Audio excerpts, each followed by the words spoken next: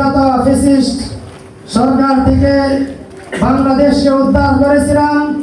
বাংলাদেশে ইনসাফ প্রতিষ্ঠা হবে, ন্যায় প্রতিষ্ঠা হবে, বৈষম্য দূর হয়ে সাম্যের ভ্রাতৃত্বের বাংলাদেশ গড়ে উঠবে।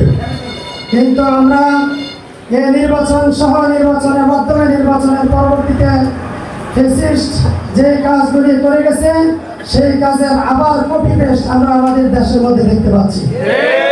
আমরা চাই বাংলাদেশ খেলাফত মজলিস, বাংলাদেশ খেলাফত যুব মজলিসের লক্ষ্য এবং উদ্দেশ্য হলো দেশে ন্যায় এবং ইনসাফ প্রতিষ্ঠা করা।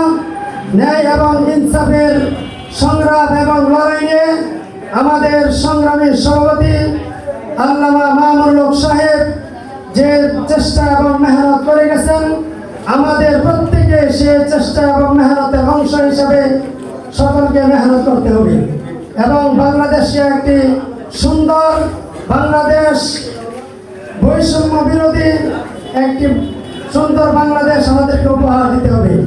সেই লক্ষ্যে বাংলাদেশ খেলাফত যুব মজলিস নিরলসভাবে মেহনত করে যাচ্ছে। যে উদ্দেশ্যকে সামনে রেখে বাংলাদেশে নির্বাচন ঘোষণা করা হয়েছিল, সেই নির্বাচনের মধ্যে আমাদের এবার দুইটি পার্ট ছিল। একটি হলো গণভোট, আরেকটি হলো আমাদের সাধারণ ভোট। আলহামদুলিল্লাহ, সাধারণ ভোট যেমনই হয়েছে, গণভোটের মধ্যে হা জয়যুক্ত হয়েছে। এই হা জয়যুক্তকে কেন্দ্র করে বাংলাদেশ বর্তমান সরকার বিভিন্ন রকমের ইঞ্জিনিয়ারিং সহ এই গণভোটকে হাইকোর্টের মাধ্যমে বাতিল করার অপচেষ্টা চালাচ্ছে। গণভোটকে অবৈধ ঘোষণা করতে হয়, আমরা জানি এই সরকারের অবৈধ ঘোষণা হয়ে যাবে। এজন্য যে নীতির উপরে নির্ভর করে বাংলাদেশ নির্বাচন হয়েছে বাংলাদেশে, সেই নীতি যদি আপনারা উপেক্ষা করেন তাহলে আপনাদের ক্ষমতা বরবাদ হয়ে যাবে। এই হাবুট সহ আরো যত ধরনের বৈষম্য আছে, সকল বৈষম্যকে দূর করে সুন্দর বাংলাদেশ করার জন্য সকলে এগিয়ে আসতে হবে।